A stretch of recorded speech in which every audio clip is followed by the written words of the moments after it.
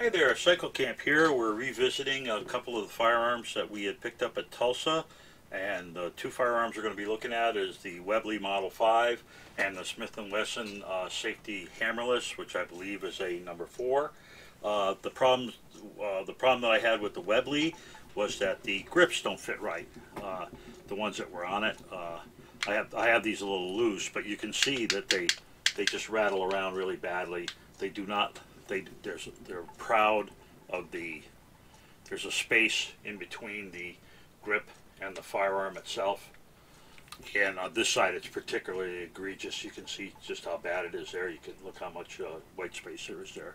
And I believe what happened was, I believe someone tried replacing these grips once before, and there were two different Webleys. There was a Webley number 5, which was actually a single action pistol that predates the Mark 5, and the grips, if you look at them online, they look almost identical.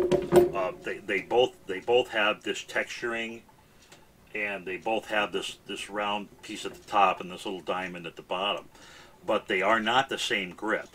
So I did some digging around and I found this company, NC Ordnance, which I found them by www.gungrip.com.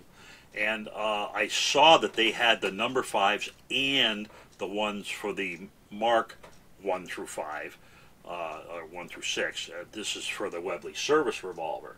So I ordered a set of grips. I have to say, I have never had a company deliver so quickly. I had these within a day or two, and like the little slip in there, it said these were shipped within 12 hours of receipt. It was amazing how well they did. So congratulations to Mr. Bill Harvey. Your people are doing a great job. And here's some information, some contact information. These guys carry grips for lots of older guns. So if you're interested, that's a great place to go. Really, really happy with that. So let's take them out of the package and see how they go. Again, this was a kind of a flyer on my part. I wasn't really sure. Now this particular set of grips comes with both grip panels, and they pre-mount the escutcheons for you, so you don't have to worry about the escutcheon pieces, and they come with a new screw. So that's a pretty good deal. So let's slap them on here. We'll match up the pins and get the pins rolling. There's one. And try to get the other one on here. Squeeze that down on there. Oh, they fit. Oh yeah, they're so much better. It's probably very difficult to see in the picture, but there's no space there at all. I mean, it's just perfect, and they do a nice job. If you look at the contours, they line the back strap very well. There's a little bit of relief on the front part of the grip, but it's even. Well, actually, that lines up almost perfect. There's almost no thing there at all. So let's throw the screw in. Now these are replicas. These are reproductions, and they're made in plastic, so you have to be careful not to over tighten them. So we'll just bring it down to where it's snug and then give it another quarter turn or so. Okay, they fit great. There's no slop at all on these, but the screw is a little bit long. You know, it kind of hangs out there. So I will probably just grind that down. I'm not even going to worry about that at all. The grips themselves fit so nice that I'm very happy with that, and they certainly make the gun look a lot better. But notice what I said before. You have that triangular part, that triangular feature, along with your regular grip with the diamond pattern, and then this upper flat part. And it's very, it's very difficult to tell. I could see that if you were just looking at these on the web, it would be very difficult to see that you were ordering the wrong one. So, but they obviously are not the same. So, great job. And like I said, I probably will grind this down just a little bit. Looks like I need to knock off about 4 threads worth. And that should do it. So, let's put this one to the side, and let's take up the Smith & Wesson Safety Hammerless. Okay, here's the Safety Hammerless. I have a small piece of tape on here to hold this together because of the bad escutcheon on this. and I didn't want the screw to fall out. It's been a few days since the last part of this film, and that's because the folks that sent me the parts, they had a problem in their packing plant, and they sent me the wrong parts. But they've since straightened themselves out, so let's take a look at what we got here. So now this is from a company, somebody I've never dealt with before. They were very nice on the phone, and they were very, very quick to respond to the problem that I had.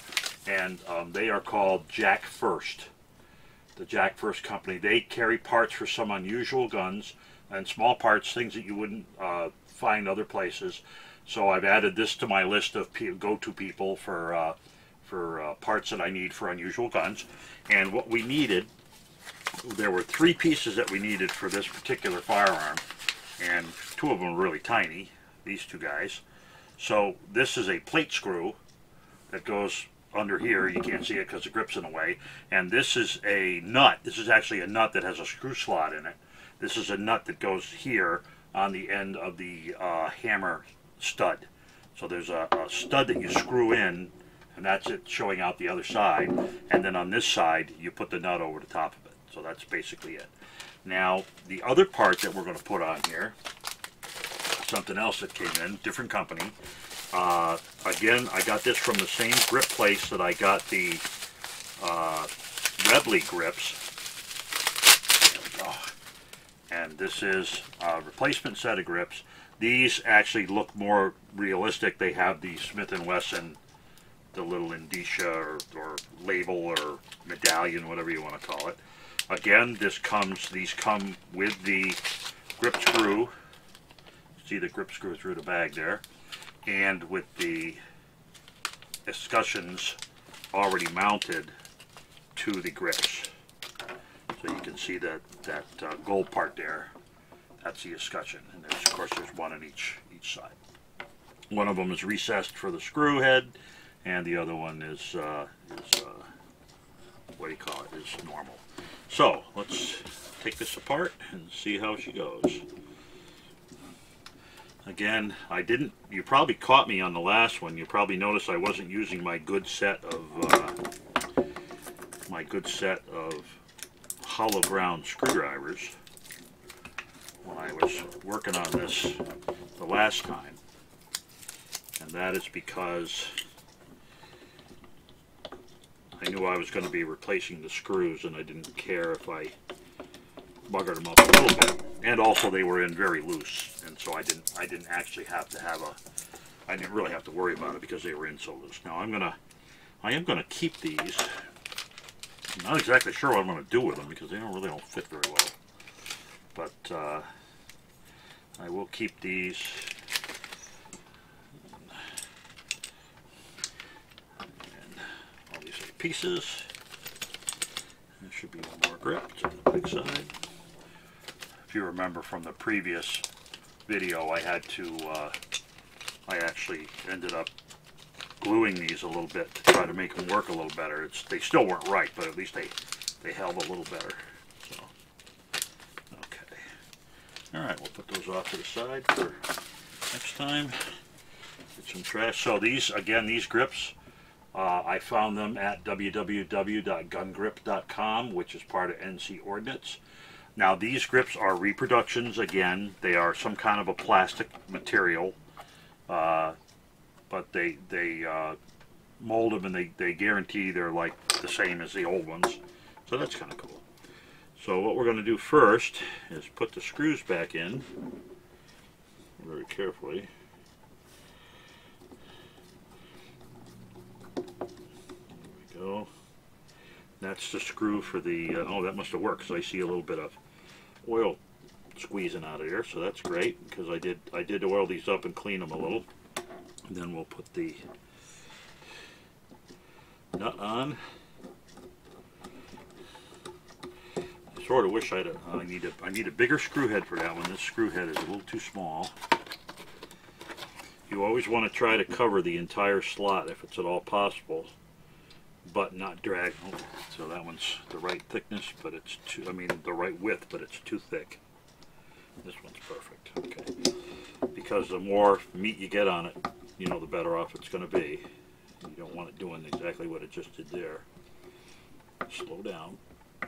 There we go. There we go. So now we have the correct, the two screws that were missing in the gun. Of course, they're not finished the same because they're modern. They appear to be modern screws. So they're not finished exactly the same, but that's okay. We don't mind. Besides, one of them's the plate screw, the side plate screw, is going to get covered up anyway. So we don't really care. Okay, so let's switch back to a smaller tip, because this little guy here has a very small head, so we don't want to damage anything. And that looks just about right. Okay, so now these have, and these do have the little pinholes in them, and you'll notice that these, as opposed to the other ones I had, these do not go past the butt of the gun. The other ones actually came out past the butt of the gun about that far. So they definitely were not right. These guys, on the other hand, I think the pinholes are just a little bit loose. I mean tight.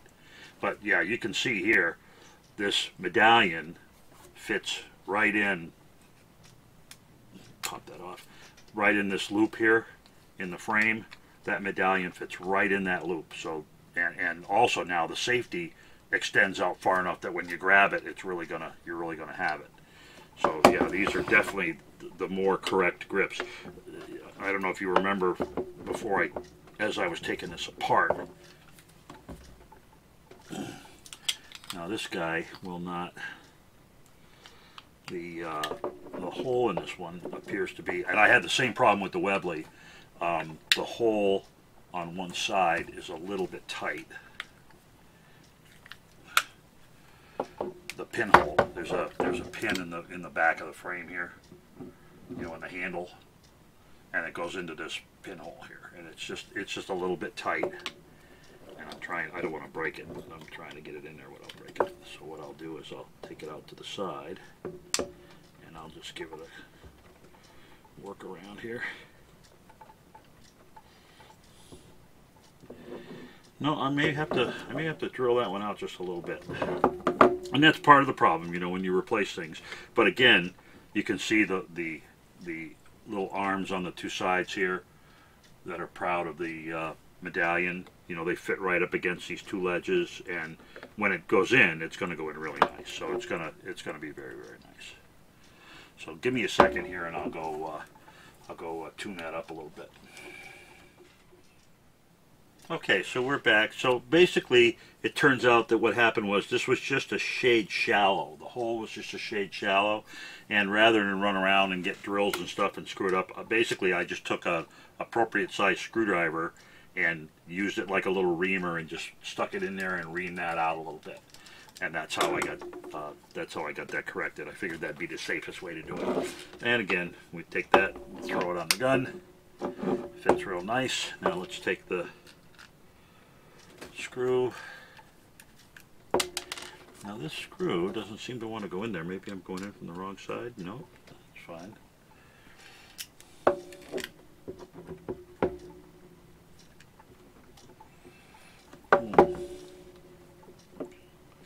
See if we've got anything in the way. Nope, there's a clear shot at the hole. So this, when they pressed the escutcheon in, they must have yeah, it's a little tight for this particular screw. Just make sure that screw is right on the other side. Oh yeah, it screws right in on the other side.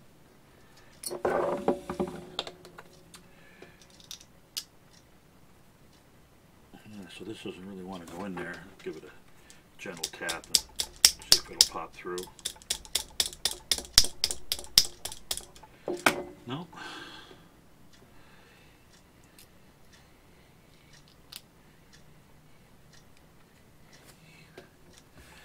Well, may have to adjust that a little bit too. I can't get it to go through the. I can't get the screw to go through the escutcheon from either side. All right, so it looks like I'm going to have to work on that a little bit. Hold on again. Back again. So before I start working on this, I want you to see what I noticed. If you look through the escutcheon, you see on the right-hand side, that dark area So what happened is when they molded this, either they molded this wrong or they drilled it wrong, and it's offset in the hole, and that's why it's the plastic that's in the way. The escutcheon is fine. It's the plastic that's in the way. So we may do the same thing that we did before and just use a just drive out a little bit of that plastic to get it in there.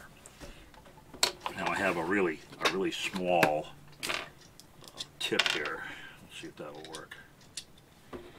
Because otherwise I got to go in the basement and get the Dremel back out, or the thingy. Oops. Of course I popped the escutcheon out. That's now lying on the floor. Well, I might as well finish this while I've got it.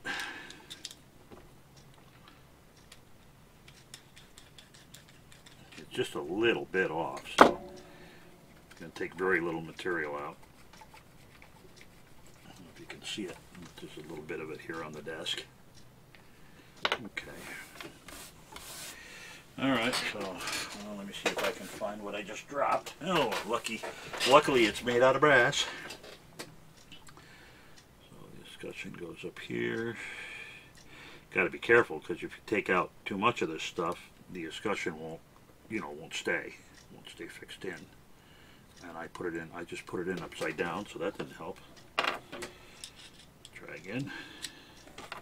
See if I can pop it out with the screwdriver. Yeah, there we go. See, it's flat. It's perfectly flat on one side, and the other side has the recess for the nut. So when I put it in wrong. Okay, so let's stick that in again. Okay. I'll try piloting. I think I can see through it better. Oh, it's so close. I can feel it wants to go, but not quite. See if we can get the screw threads to take it through.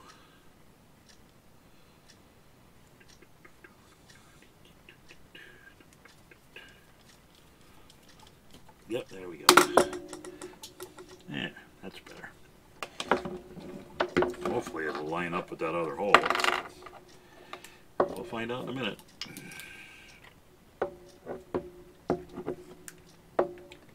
Yeah, it feels like it's gonna. Okay.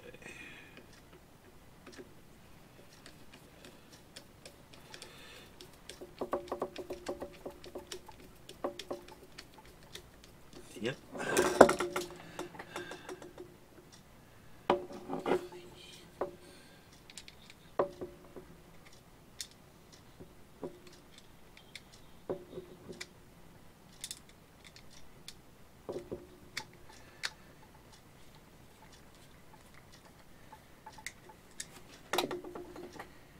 Yeah, we caught the other side. So you can see we've caught the screw in the other side, and it's nice and tight. Now you can see the serial number of the firearm. You couldn't see it before, but that's much better, and that's what the hammerless handle is really supposed to look like. So just to show you again where we started. Here's the grips that had on it, and if you look at this cutout is where the actual butt of the gun sat, and then this sat down over the gun about 1/4 inch. So this thing it was way up high and covered this screw, which made it hard for me to identify the gun at first, and then it went all the way down there like that. So it was just way too big. You can see it was just way too big. But I'm sure somebody liked it at one time or another. And these are really tiny guns, so they're probably made a little easier to hold. But that's it. So now this gun has all its parts that it's supposed to have, and it's ready to take its place in my collection. So I hope you enjoyed seeing this, and seeing that even when you buy grips and stuff, especially with old guns, you have to do a little bit of work yourself. A lot of times they try very hard to get them right, but every once in a while you have to do just a tiny bit of work yourself. And hope you enjoyed it, and have a great afternoon.